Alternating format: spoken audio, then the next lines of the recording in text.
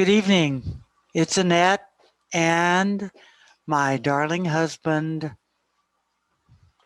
Hi, everybody. Charlie. And tonight I want to talk with you about the package you've received or you're going to receive. This package contains several things that I'd like to explain a little more detail about. You're going to receive a very small little animal in there, and that is the animal of the year in the Chinese zodiac, the year of the ox. A young lady named Yukiko in the Osaka area of Japan makes these. And last year I bought the year of the rat, and they were the cutest things you've ever seen. But so is the little ox that is going to be in your box. The year of the ox, you can read about the ox if you would like, but they're steady on, just steady guys. Part of the story of the Chinese zodiac is that the king announced that there was going to be a hierarchy of animals that he would name parts of the year after. And so the next day, the animals were all to arrive. The first 12 animals would be on the zodiac. So everybody went to sleep to get ready for the next race the next day. The persons that didn't go to sleep was the ox. The ox knew he would be very slow. He said, I've got to start right now. And along with him became the wily rat. The wily rat said, I think I'll go with you because I'm little. And they went all the way. And when they got to the river, the rat said, I can't swim. Can I ride on your head? So the ox said, sure. And they went across the river. They got to the king's palace. The rat jumped in front of the ox. So the rat is the first thing on the zodiac, and the ox is second. Because Chinese New Year's does not actually coincide with Western New Year's, this year didn't really begin until in the Februarys, and you know when Chinese New Year's. But we are now in the year of the ox solidly. The style of painting for this little ox comes from the Okinawa island, and Yukiko went down and studied the style of painting and art at that island, and it's reflected in her pieces. Charlie's going to bring two pieces right now that are very large things that we got this. And these are in the front of most Japanese's house. And they here are these two animals, and you'll recognize them. They're out in front of all Japanese restaurants. But one of these, if you'll see look at the face, and one of the face, these are the two letters, the beginning and the ending vowel in the Japanese alphabet.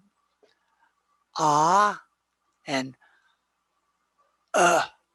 So ha, ah, and So these are two of her little pieces. They're very, very, very frightening. They frighten away all those people. So from this same artist came your ox. The other thing you're going to find, and it has an explanatory note, but I want to tell you a little bit about who made them. You have in your box a little vial of honey that you can wear as a necklace, and it has a little bee on a little copper thing that comes on it. This vial represents 1/12 of a teaspoon of honey. That is what is made by one honeybee in their entire life.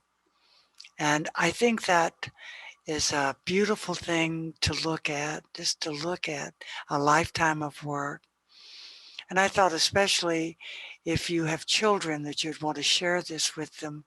And for those of you that enjoy it, please feel free that you can pass these gifts on to someone else. You'll also find something wonderful to eat. And if you live outside Texas, those are Texas pecans. We buy them every year. They're the Pawnee. They come in early. Very best eating pecan we've ever had. For those of you in Texas, we sent almonds from California. You'll find a few other things in the box, but I'll let that be a surprise. Let me just say that anything you find um, inanimate in the box, and there are no critters, um, you will find that they're local. They're from our area. Either they were located right on our coast, or they were located in our town. And I hope that you enjoy all of those things as well. A special thing for the Greenlands. There's something there for both Charlie and for Walker, and that is it's labeled. Jack, you'll know what to do. But the piece of stone that is inside the little bag, clear bag, that probably is for Walker, and you can carve that. It's carving stone.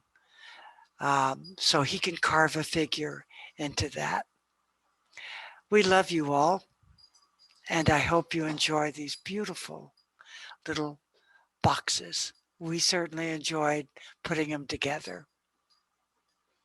One last thing regarding the beekeeper that made these all out of local things. The vials were made. This is her honey. She gets the cords, everything locally. She is the beekeeper that extracted 80,000 bees from our rental in Paso Robles. And if you see this brick, upper part of the brick on the fireplace there, that and just about a foot above it where the 80,000 bees lived. It's very hard to extract them, and our renter had to put a board in front of the fireplace to keep the bees from actually coming in. Even though there's a damper, the bees would try and come in. And she took them out by setting a hive on the top of the roof and putting a capture thing over the chimney with just a long, narrow funnel, and the bees could fly out, but they couldn't get back in, and they would eventually go in to her hive. And I said, how in the world could you have counted that many bees? And she said, you weigh them. She saved them all. And her husband said, you've got to give up, because there were a few that wanted to come home every night to the old chimney.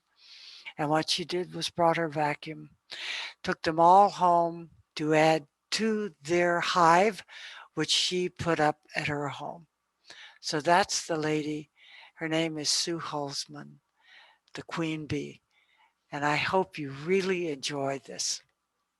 Bye for now. We love you all.